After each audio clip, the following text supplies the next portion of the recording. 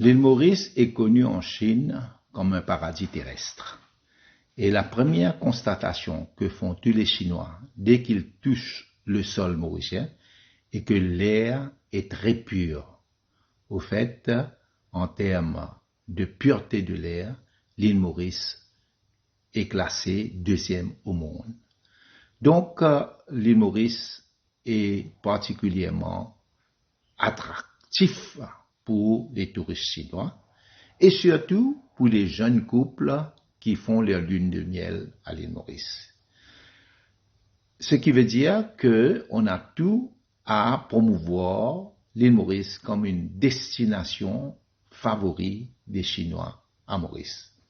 Et nous avons donc travaillé pour avoir beaucoup de lignes aériennes directes entre Maurice et la Chine. Et ce que nous nous efforcerons à faire après que les restrictions sanitaires seront libéralisées partout en Chine et à Maurice.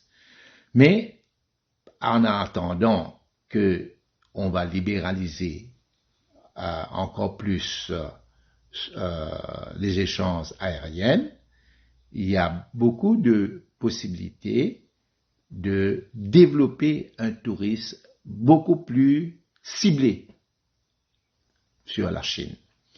Et dans ce contexte, il y a la société chinoise qui travaille sur des projets de Smart City pour faire des zones spéciales pour attirer les touristes chinois, non seulement pour passer des vacances et pour emmener leur famille pour faire une cure de relaxation, mais aussi ils peuvent faire des affaires, ils peuvent faire du commerce et aussi des possibilités de recherche de marché, non seulement à Maurice et aussi en Afrique.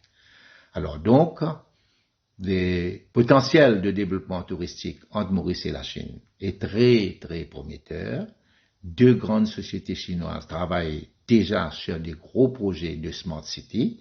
Il y a un troisième groupe qui, malheureusement, à cause du Covid, n'a pu commencer son projet, mais on a beaucoup d'intérêt de la part des investisseurs chinois à venir investir à Maurice précisément pour son climat d'affaires très favorable et aussi par son accueil chaleureux du peuple mauricien.